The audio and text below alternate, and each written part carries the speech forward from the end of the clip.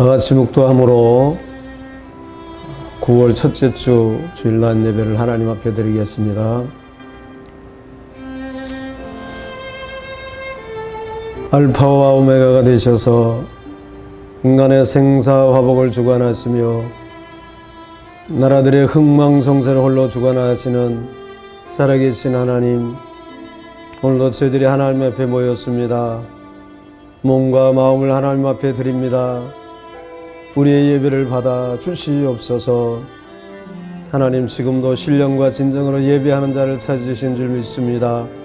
이 시간도 마음과 뜻과 힘과 정성을 다하여 신령과 진정으로 하나님 앞에 예배하기를 원합니다. 우리 하나님 받아 주시옵소서. 저희들에게는 은혜로 충만한 시간 되게 하여 주시옵소서. 이래하며 예수님의 이름으로 기원하옵나이다. 아멘. 찬송가 44장 찬송하는 소리 있어.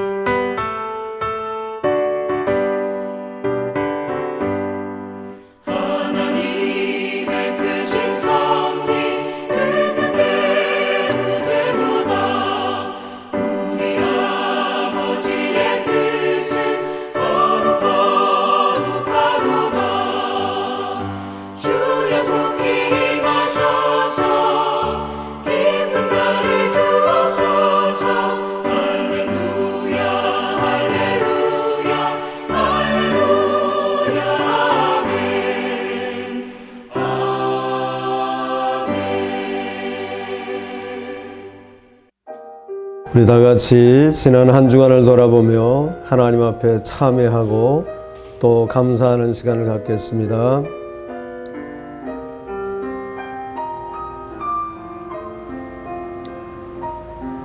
어제나 오늘이나 변함없는 사랑을 가지시고 저희들을 사랑하시는 하나님, 감사합니다.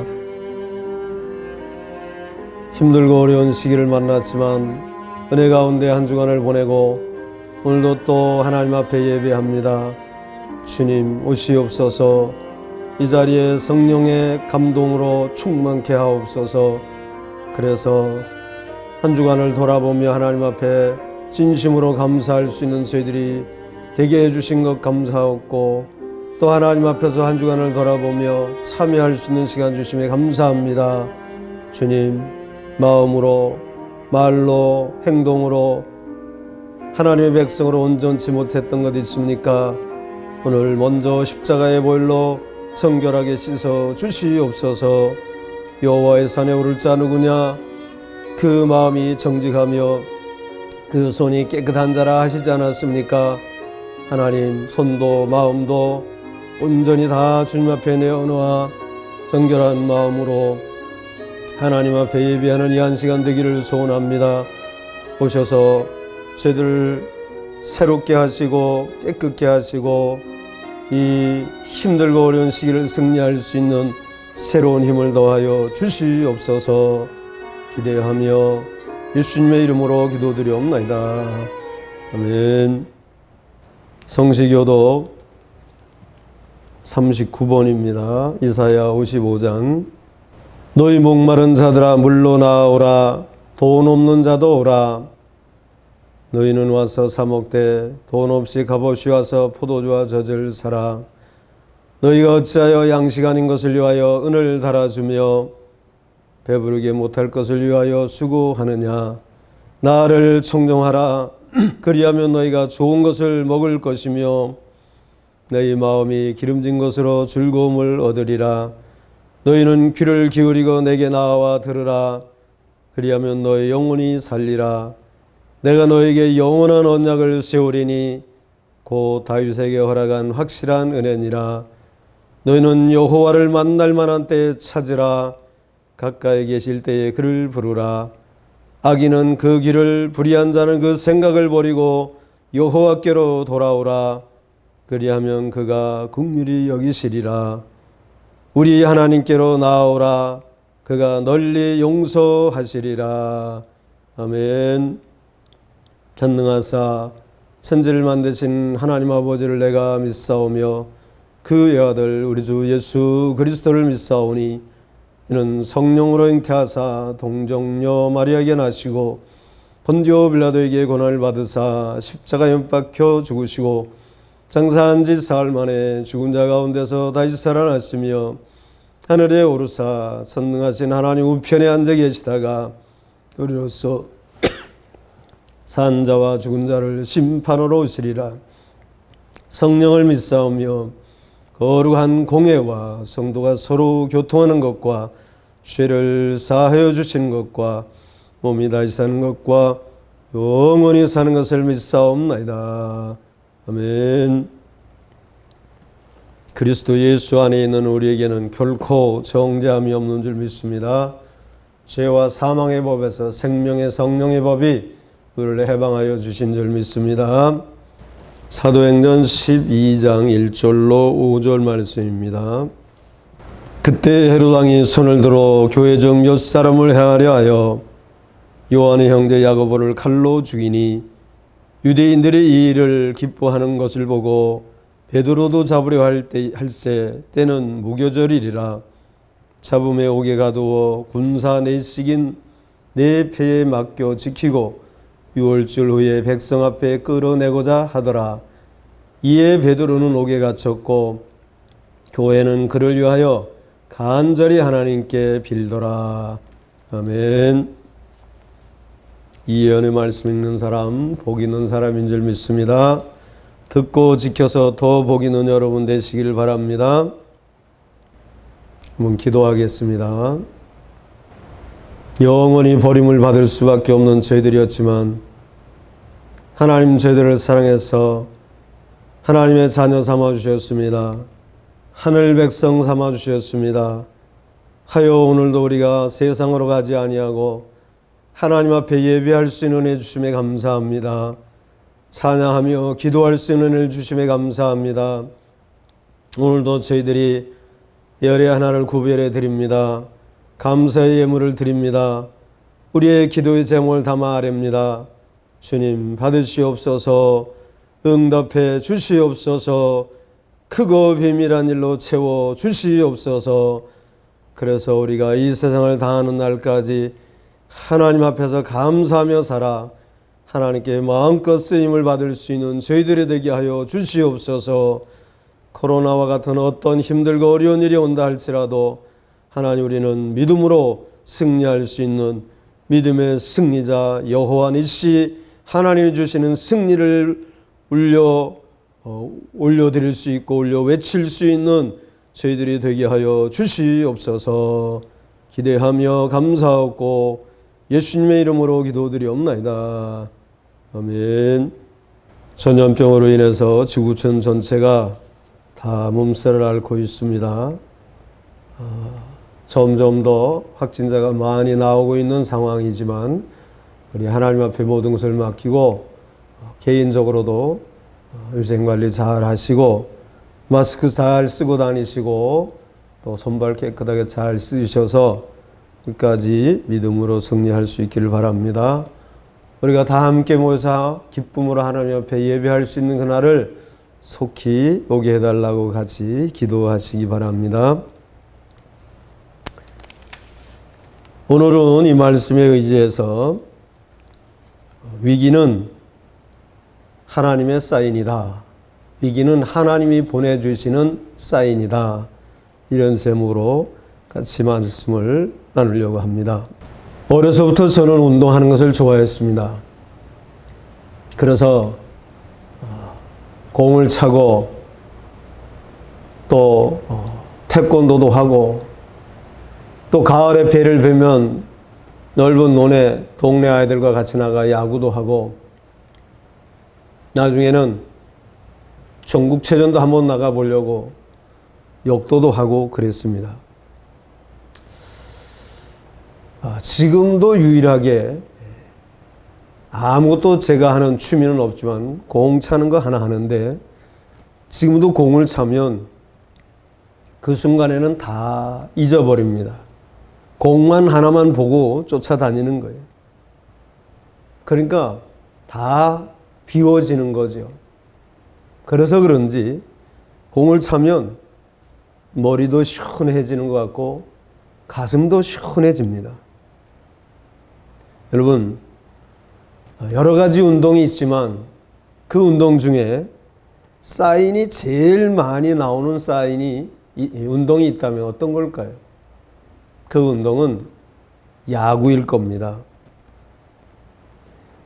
야구는요, 그래서 끝날 때까지 9회 말 2아웃 2스트라이크까지도 그 뒤의 상황을 예측할 수가 없는 게 야구예요.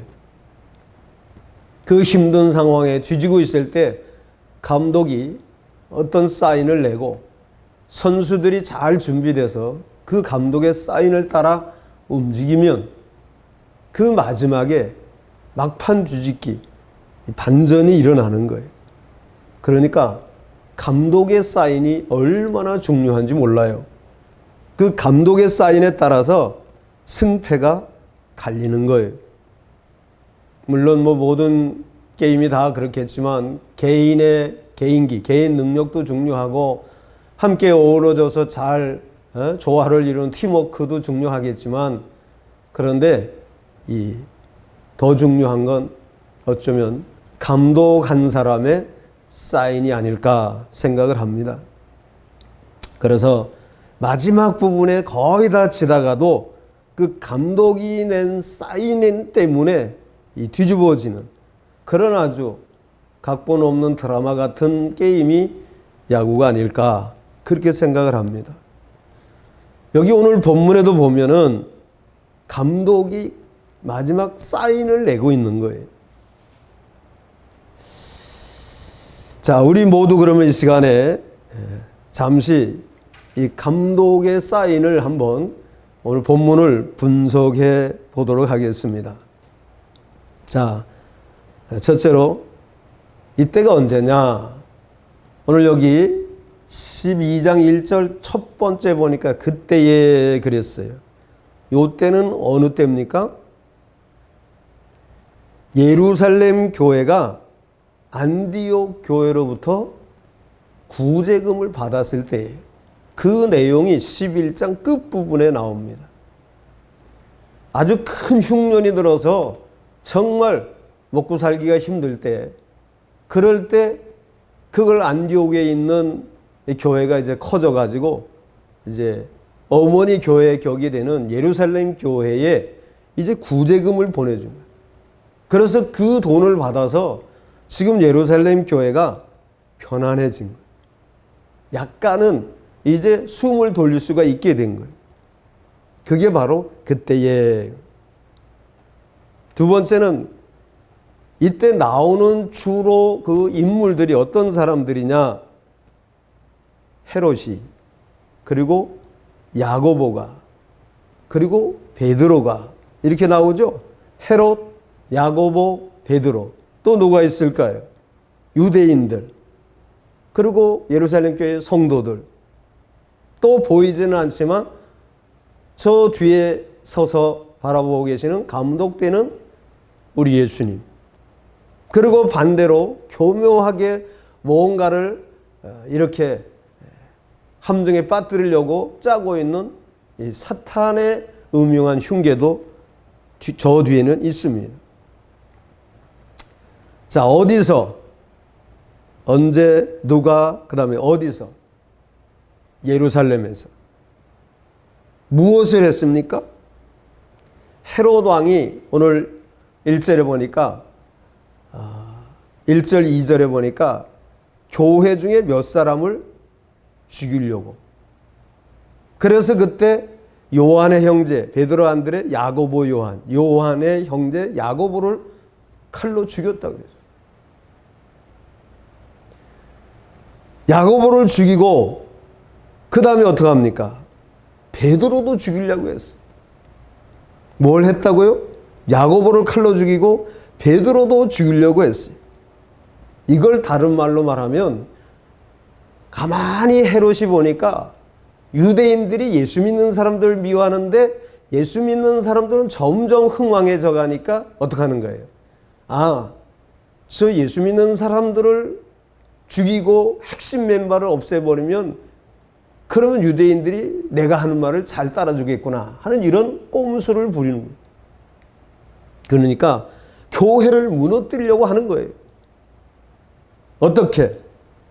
야고보를 죽이고 그 죽이자 유대인들이 좋아하는 걸 보고는 두 기둥 같은 이 베드로와 야고보 아닙니까? 야고보를 잡아 죽이려고 잡았는데 유대인 명절이었어. 6월절이 지나고 한 일주일에서 열흘 가까이 있는 이 무교절, 이 절기가 계속되는 거예요. 그래서 그때는 유대인들이 사람을 해하거나 이런 걸 안 한다는 걸 알고는 오히려 유대인들 도와주려다 유대인들에게 뭔가 심기를 불편하게 해주지 않으려고 잡아다 가둔 거예요. 그리고 든든히 지켰어. 명절이 지난 다음에 끌어내서 사람들이 보는 앞에서 아주 멋지게 근사하게 유대인들 편을 들어주려고 했던 거죠. 자, 왜? 유대인들이 미워하는 예수 믿는 사람들을 처형시켜서 환심을 얻어서 정치를 하려고 하는 헤롯의 속셈이에요. 근데 그게 과연 헤롯만의 속셈이었을까요? 아닙니다. 요거는 뒤에서 사탄이 지금 조종을 하는 거예요. 사탄의 도구로 헤롯이 지금 쓰임을 받는 거예요.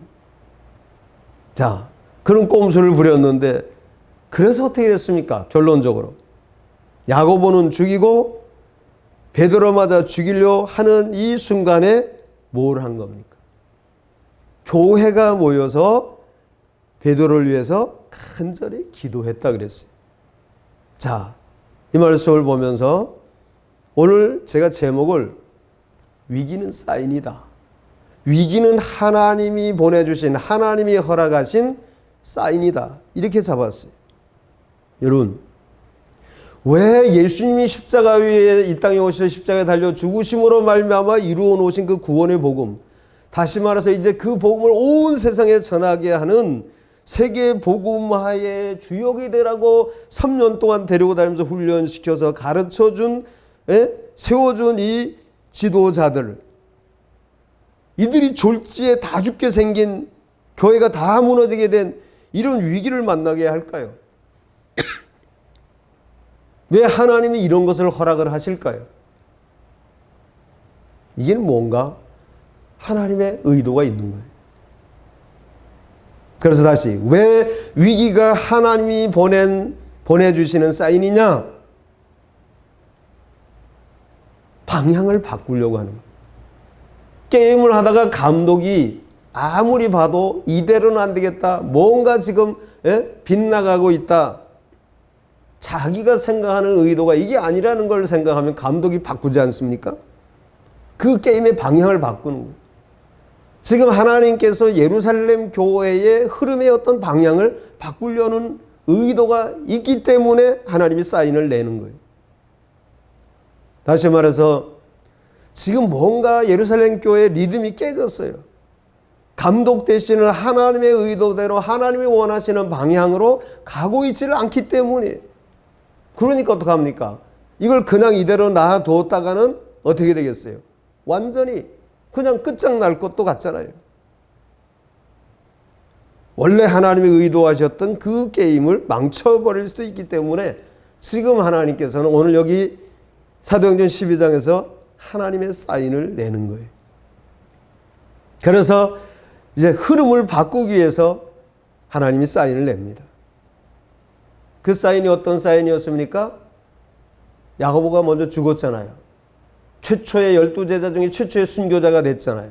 다시 말해서 이걸 게임의 버전을 얘기하면 야고보가 희생번트를 댄 거예요. 하나님이 내신 사인은 야고보라는 선수에게 희생번트 돼. 그래 놓고 야고보가 희생번트를 대는 그 순간에 그 사이에 선행주자인 수제자인 베드로를 어떻게 하는 거예요? 도루를 하게 하는 거예요. 그래서 감독의 사인대로 선수들이 지금 움직이는 겁니다. 희생을 번트를 대고 도루를 하고 뛰는 거예요. 그래서 어떻게 했습니까? 성공이 된 거예요. 그랬더니 비로소 이 초기 공동체, 초대교회라고 하는 팀, 하나님의 나라라고 하는 팀이 하나님의 의도, 감독 되시는 하나님의 의도대로 방향을 탁 다시 잡은 거예요. 그리고 사기가 올라가서 기울어질 뻔한 게임을 어떻게 합니까? 역전시키고 있는 거예요. 그런데 여기서 우리가 하나 알 수 있는 것은 감독이 아무리 사인을 내도 선수들이 움직이지 않으면, 뛰지 않으면 헛거예요. 다시 말해서 우리 하나님이 아무리 사인을 낸다 하더라도 하나님이 내는 사인을 무시하고 자기 생각대로, 자기 고집대로 뛰면 어떻게 될까요? 그러면 나도 망하고 너도 망하는 거예요. 나도 아웃되고 팀도 지는 거예요. 우리가 성경에 보면 아주 강한 팀을 대파했던 여호수아 팀.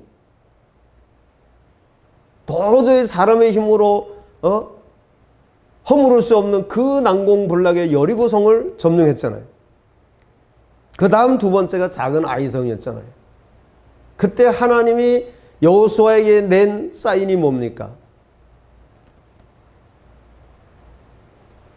그 여리고성을 점령할 때 하나도 손대지 말라 그랬어요. 여리고성에는 완전히 앞으로 사람이 살 수 없게 그렇게 할 테니까 여리고성을 점령할 때 점령하거든 아무것도 손대지 말라 그랬어요. 그런데 어떻게 했습니까? 처음 보는 그 놀라운 것들을 본 아간이 그걸 훔쳐다가 자기 천막 밑에 감췄잖아요. 손대지 말라고 하신 하나님의 사인을 어긴 거예요. 무시한 거예요. 그 결과가 어떻게 됐어요? 아간은 돌에 맞아 죽었고 이스라엘 팀은 대패를 당했고 36명이나 죽었고. 여러분, 파격적인 대우를 해주면서 스카웃됐던 사울이라고 하는 왕, 전혀 왕이 될 줄 몰랐잖아요. 파격적으로 하나님이 픽업을 해가지고 스카웃을 해서 왕으로 세웠어요. 그런데 하나님이 내신 사인을 어떻게 했습니까? 사인을 내면 내는 족족 무시했잖아요. 그래서 어떻게 됐어요? 야, 너 들어가. 다음 타자 나와. 다음 타자가 누구예요? 다윗 왕이잖아요. 다윗 왕하고 교체되고 말았어요.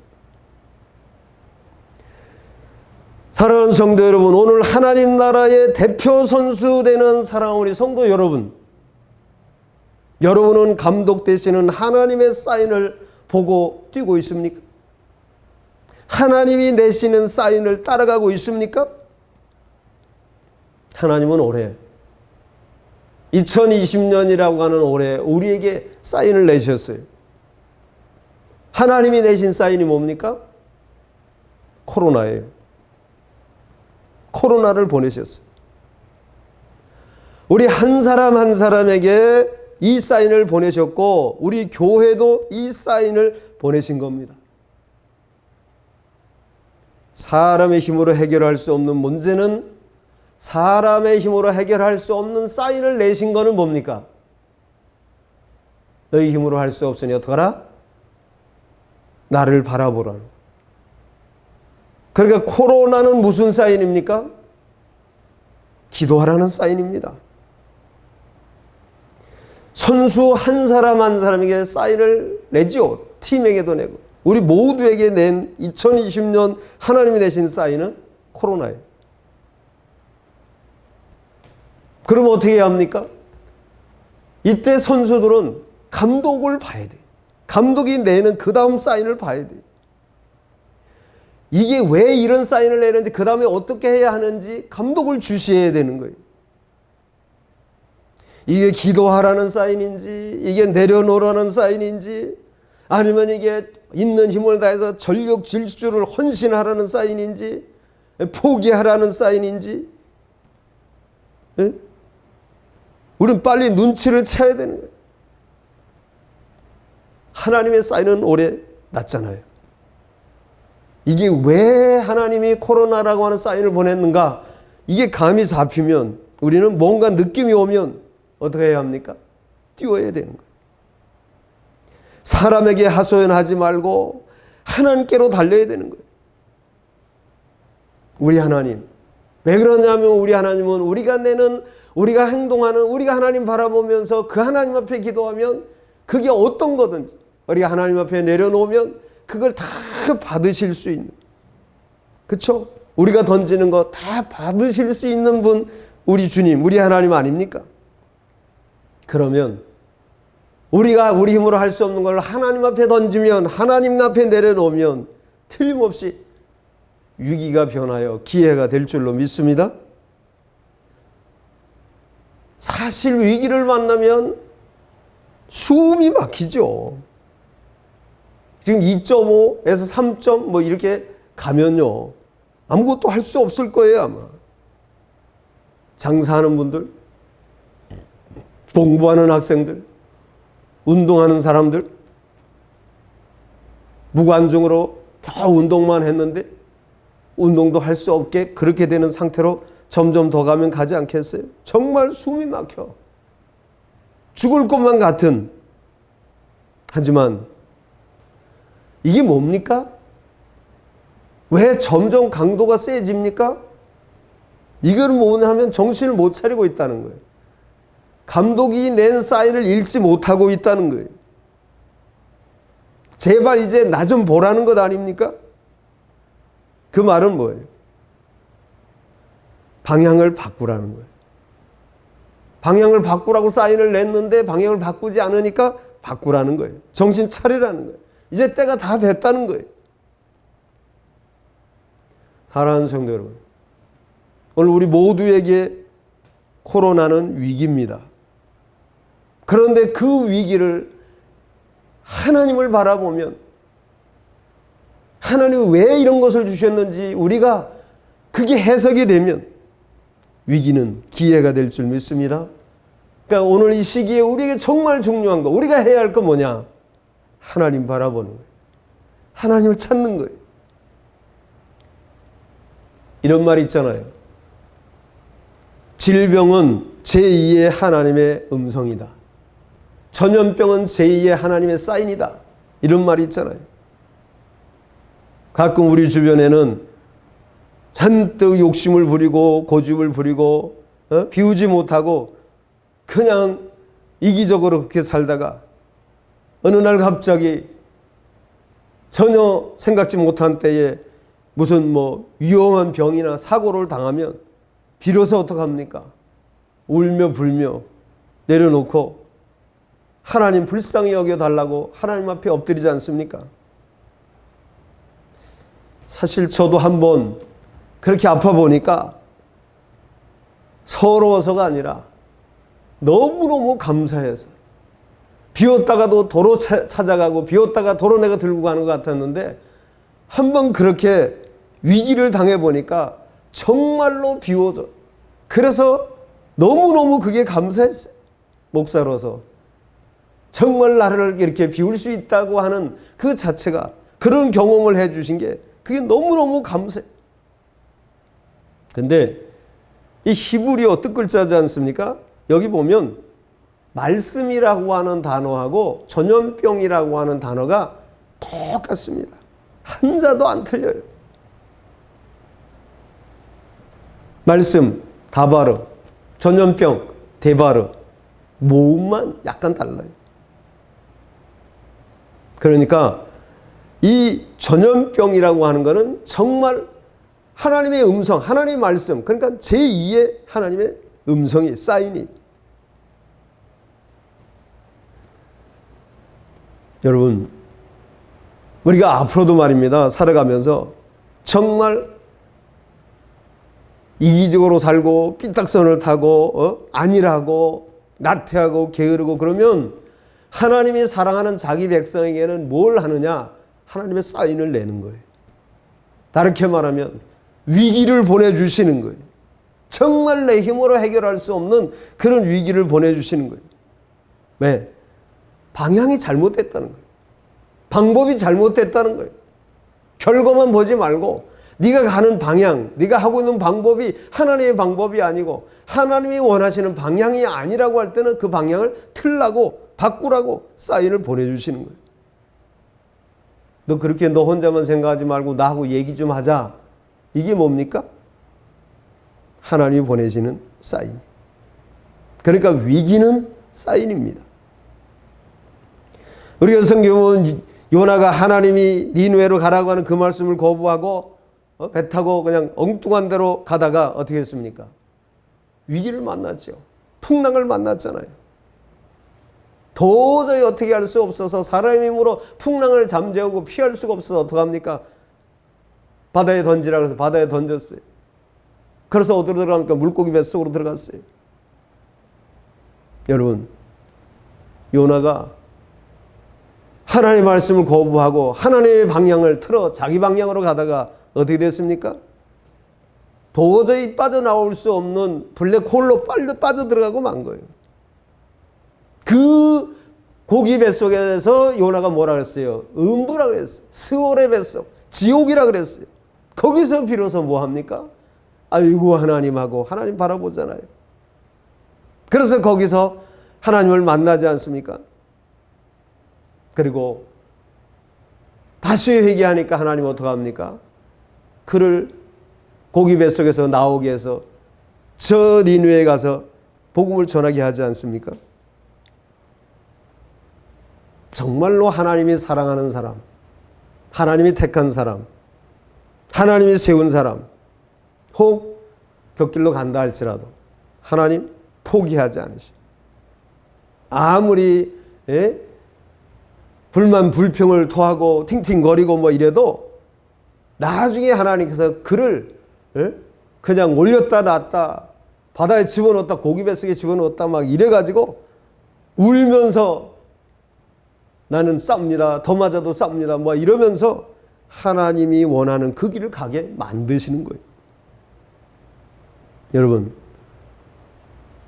우리가 잔뜩 하나님 주시는 매를 맞고 가는 게 좋겠습니까? 아니면 하나님 말씀에 순종하며 하나님 원하시는 그 길을 가는 것이 좋겠습니까? 우리 알기는 잘 알아요. 바라기는 이번 이 코로나라고 하는 이런 것을 통해서 다시 한번 우리가 돌아보고 하나님이 원래 원하시는 것이 무엇인가 그것을 다시 한번 돌아보고 그 길을 갈 수 있는 끝까지 그 길을 갈 수 있는 그래서 하나님께서 마음껏 세상을 정복하고 다스리게 해주신 그것을 쓸 수 있는 그 하나님이 쓰는 바로 그 사람 여러분 될 수 있기를 바랍니다. 하나님의 사인이 뭘까? 성경에서 십자가가 하나님의 사인이에요. 또 거꾸로 성경에 있는 또 다른 사인이 뭘까? 666이라고 하는 게 그게 바로 사인이에요. 십자가와 666은 공통점이 둘 다 사인이라는 거예요. 십자가는 저주를 구원의 상징으로 바꾸는 하나님의 구원의 사인이에요.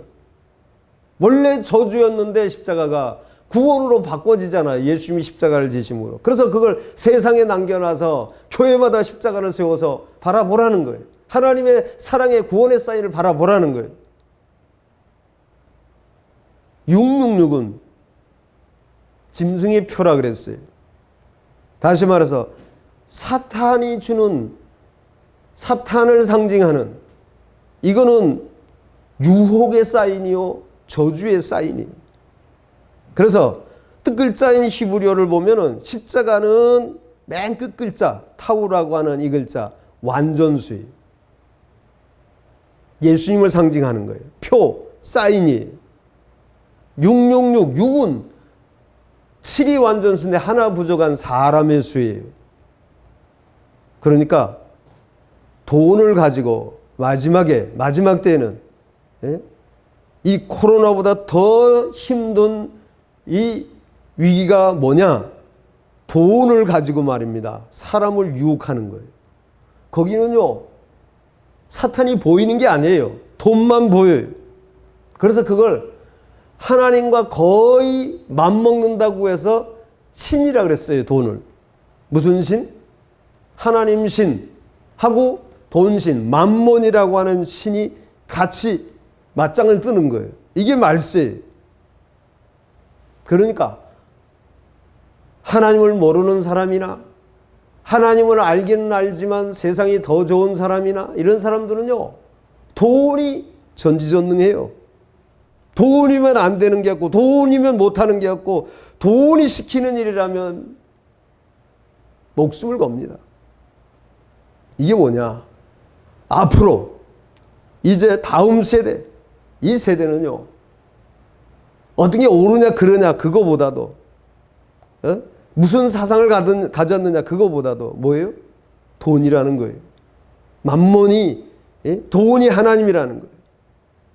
그 말씀을 하시면서 계시록에 보면 귀 있는 자는 성령이 교회들에게 하신 말씀을 들으라 그랬어요.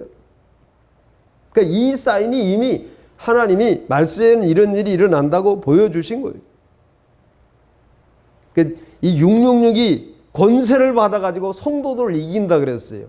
666이 돈을 가지고 성도들을 이기는데, 그런데 거기서 죽임을 당한 어린 양의 생명록에 기록이 되어 있는 사람은 돈에 굴복하지 않는다는 거예요.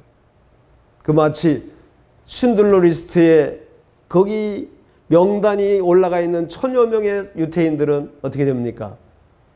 가스실에 들어가지 않고 살아나듯이 이 힘든 세상을 살아가지만 하나님 나라의 생명록의 이름이 리스트가 거기에 기록되어 있는 당신의 백성 성도는 어떻게 합니까?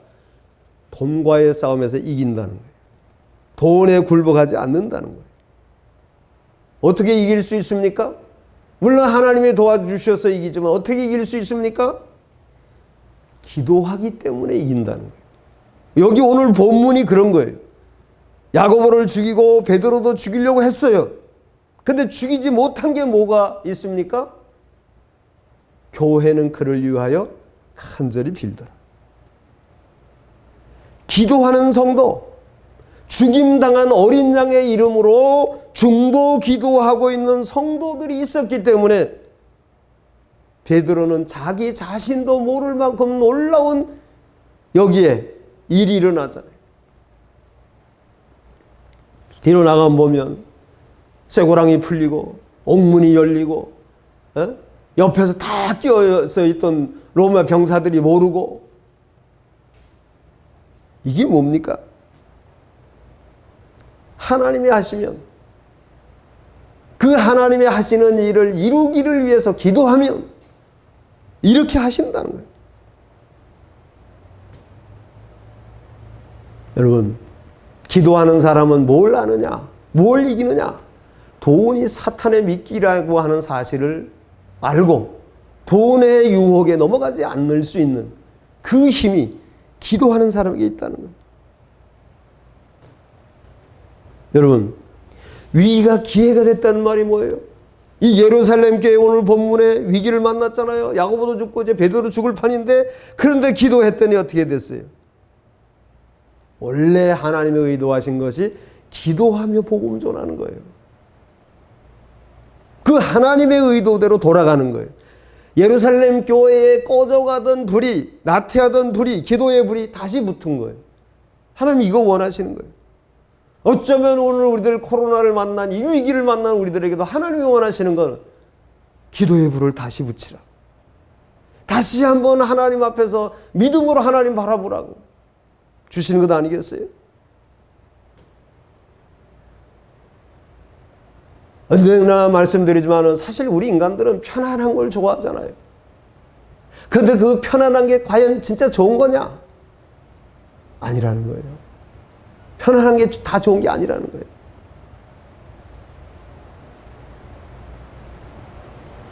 가끔씩 보면은 부모들이 많은 유산을 물려주고 다 해주고 그러면 그 자녀들이 정말 그거 가지고 멋지게 살고 부모님 행복하게 해드리고 그러고 삽니까? 거의 드물어요. 그래서 옛날부터 소년 등과는 저주라고까지 얘기를 한 거예요.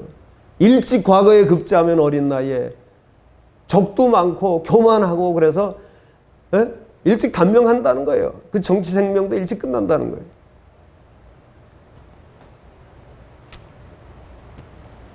우리 아버지는요, 우리 어려서 보면은 우리 할머니가 여러 명의 자녀들을 낳았는데 그 중에 제일 사랑하는 아들이 막내 아들이니까 우리 아버지였어요. 그래서 얘기를 들어보니까 제일 사랑하는 아들이니까 물론 우리 할머니 마음은 이해는 가요. 옛날이니까 자식을 낳으면 죽고 자식을 낳으면 죽고 아들을 낳았는데 우리 어머니 말에 의하면 죽은 자식이 뭐 한 10명도 더 될 거다 이렇게 얘기를 하더라고요. 그러니까 얼마나 많은 자식들이 죽고 했어요. 옛날에 무슨 뭐 약 있어요 병원 있어요 저 강원도 산속에서. 지금 그 소행강 댐막은 바로 그 물 밑에 거기서 살 때인데. 그러니까 어쩌다 이제 늦게 낳은 아들이 살았으니까 얼마나 귀했겠어요. 그래서요 9살까지 엄마 젖을 먹었대요. 우리 아버지는 9살까지 우리 할머니 젖을 먹고 살았대요. 어려서 학교 갔다가 오면 1학년 갔다 오면 또 책가방 놓고 들어가서 할머니 젖 엄마 젖 먹고 그랬다는 거예요. 그 한 가지 속에서 뭘 할 수 있습니까? 정말 불문 날아갈세라 다 해주지 않았겠어요. 그러다 6.25가 터졌어요. 6.25 전쟁이 거의 끝나갈 때 군대 오라 그래서 갔어요. 6.25 끝나갈 무렵에 그리고 6.25가 끝난 바로 그 직후에 군대 간 사람 군인들이 할 일이 무슨 일이겠어요? 시신 처리, 폭발물 처리, 그거예요. 아니 그런데 이렇게 시골에서 산속에서 농사를 짓던 사람이 무슨 아무리 좀 뭐 얘기를 이론으로 들었다고 하더라도 그리고 변수가 여러 가지로 많은데 어떻게 폭발물 처리를 제대로 하겠어요? 그래서 그 얘기를 들어보면 그냥 그걸 갑자기 어떤 데 이렇게 가서 뭘 어떻게 만지면 폭탄이 터져가지고 막 그냥 살점이 얼굴에도 와붙고 피가 그냥 온몸에 튀기도 하고 그게 그 당시 우리나라 한국군 군대가 하는 일이. 그런 시신을 모아다가 이게 한 군데 관에 넣어서 처리를 해야 되는 거예요. 매일매일. 그러니 어떻게 했어요? 밥을 먹겠습니까? 이렇게 나약하게 큰 사람이 가서 잠을 자겠어요? 어쩌다가 집에 오면 우리 어머니 하는 얘기가 자다가 깨가지고 우리 아버지가 막 소리를 지르고 비명을 지르고 왜 그러냐고 그러면 저거 보라고 아니 뭐 아무것도 없는데 뭘 보라냐 그러면 터져가지고 막 피가 막 그냥 온 세상에 온몸에 막 붓고 막 이런 얘기를 하더라는 거예요. 그러니까 이런 여기에 지금 이 악몽에 시달리는 이런 군대 생활을 하다가 중간에 제대로 하지 못하고 중간에 제대로 하고 돌아올 수밖에 없는 게 우리 아버지였어요. 결국 그 병으로 시름시름 앓다가 우리 7남매를 우리 어머니가 거의 혼자 키우셨죠. 만일의 말입니다. 어려서부터 아주 강하게 잡초같이 그렇게 자랐더라면 그러면 그런 시체나 이 폭발물 처리를 하다가 그런 일이 당하면 어떻게 했을까요? 당당하게 이 불쌍한 놈 잘 가라 하면서 그 시신을 수습하지 않았을까요? 물론 군생활은 피로 물든 군생활이지만 그 피로 물든 군 생활을 잘 마치지 않았을까요? 결국 한마디로 말하면 너무 아까워 잘해주고 잘 키우려고 했던 그 어미가 아들을 망친 거예요. 왜 지금도 우리나라가 청소년 자살률 세계 1위, 2위를 왔다 갔다 합니까? 누구 책임입니까? 물론 본인 책임이 크지만 더 큰 책임은 저는 아마 뭘 해도 다 해주고 최고로 해주려고 했던 엄마 책임이 아닐까요? 엄마 책임이 제일 클 거예요. 정말 자식을 사랑한다면 잡새가 아니라 독수리 수준으로 키워야 되지 않겠어요? 사실요, 짐승이지만 독수리는요, 자기 새끼를 어떻게 키웁니까? 낭떠러지 같은 데 집을 짓고 털도 나오기 전에 둥지를 헐고 추락시켜서 거의 떨어지려고 하면 날개로 펴서 받고 올라가서 또 뒤집어 엎어서 또 떨어뜨리고 받고 이렇게 키운다잖아요. 맹수의 왕인 호랑이는 또 어떻게 키웁니까? 새끼들을 어느 정도 크면은 절벽으로 끌고 올라가서 물고 올라가서 절벽에서 밀어서 절벽 아래로 떨어뜨린다죠. 굴러 떨어뜨린대요. 그리고 위에서 지키고 으르렁거리면서 지키고 있다가 거기서 죽지 않고 살아서 기어온 놈, 올라온 놈. 그 과정에서 눈 하나 찢어지고 뭐 이런 이 맹수가 아주 맹수 중에 가장 사나운 맹수가 된다고 하잖아요.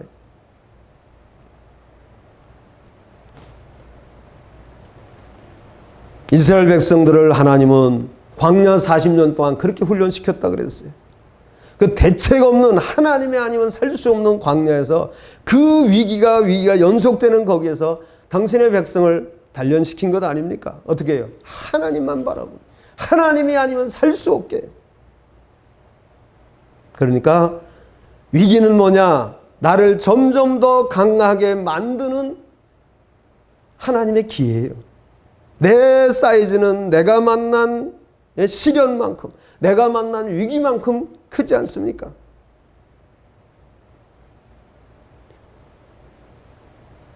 예수님은 위기를 어떻게 대처하셨습니까?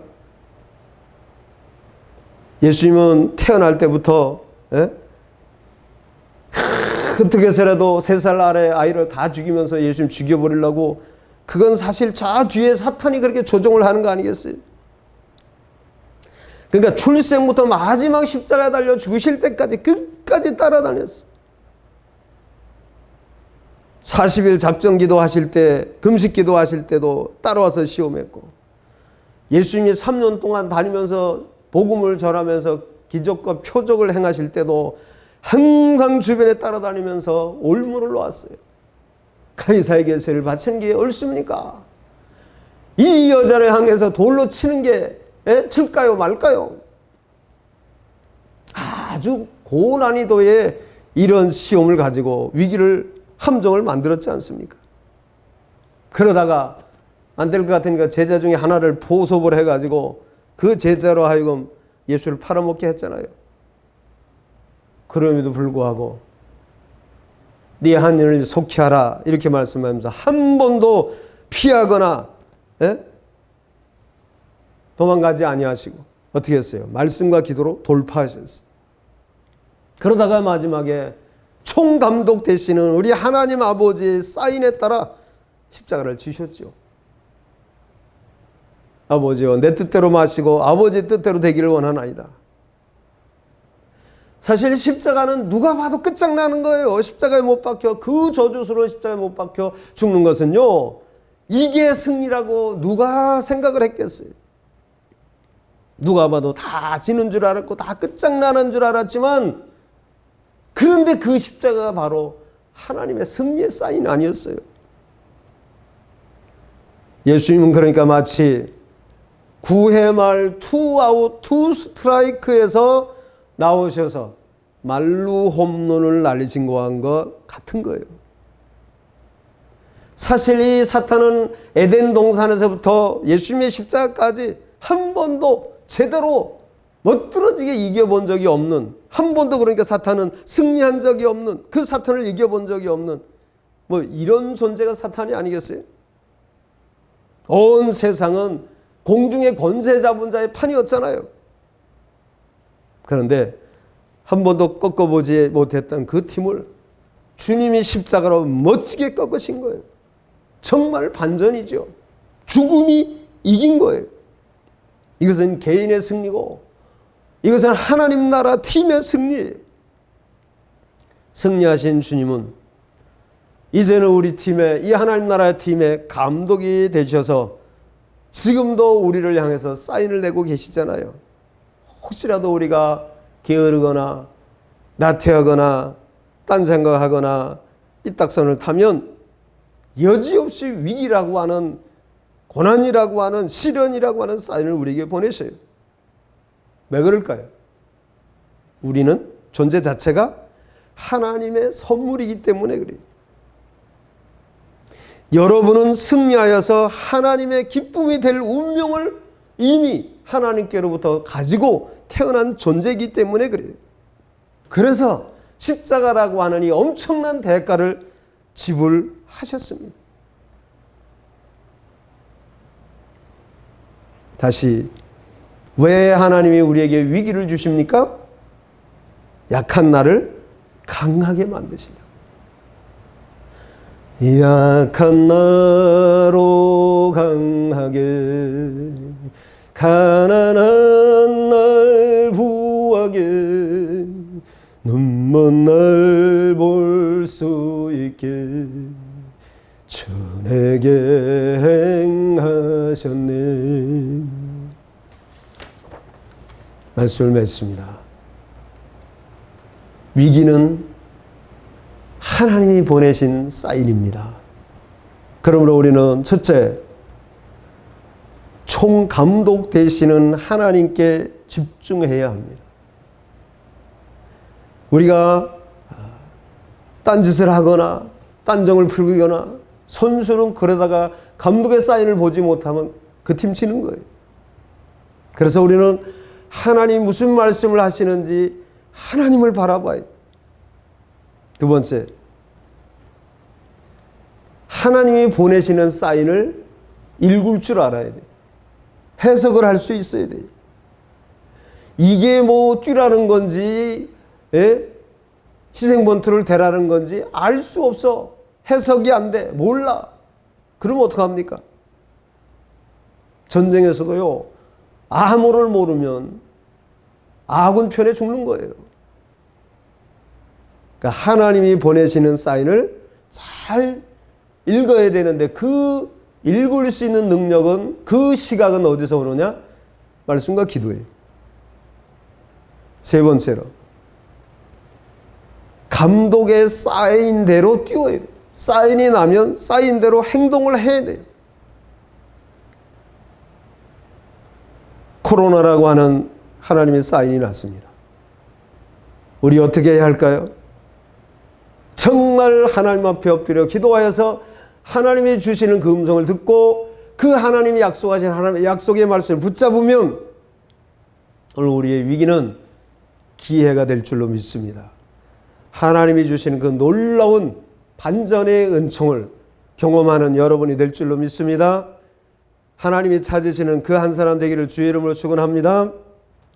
우리 다 같이 결단의 찬양을 드리며 기도하겠습니다.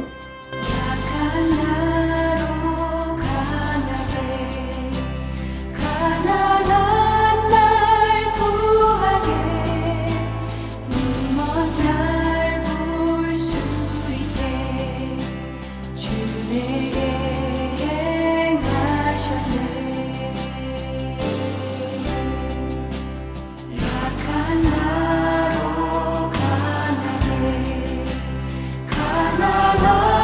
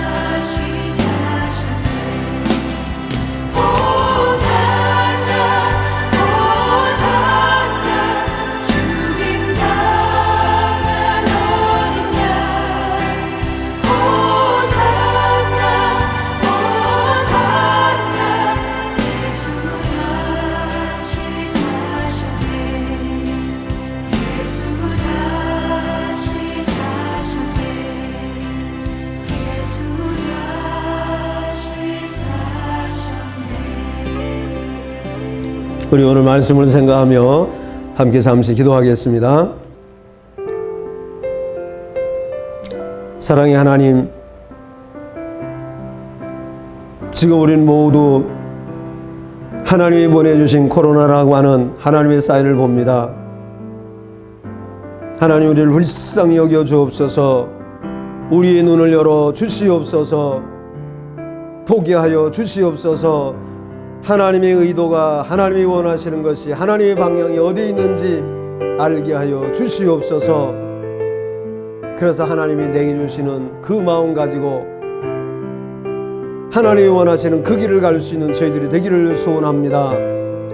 아버지 하나님,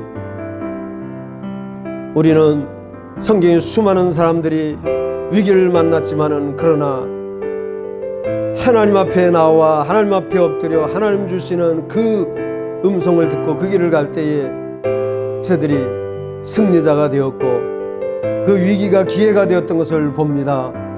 오늘 우리들도 바로 그 승리자, 그 한 사람, 하나님이 우리를 통해서 마음껏 일하실 수 있는 그 사람 바로 저희들이 되게 하여 주시옵소서.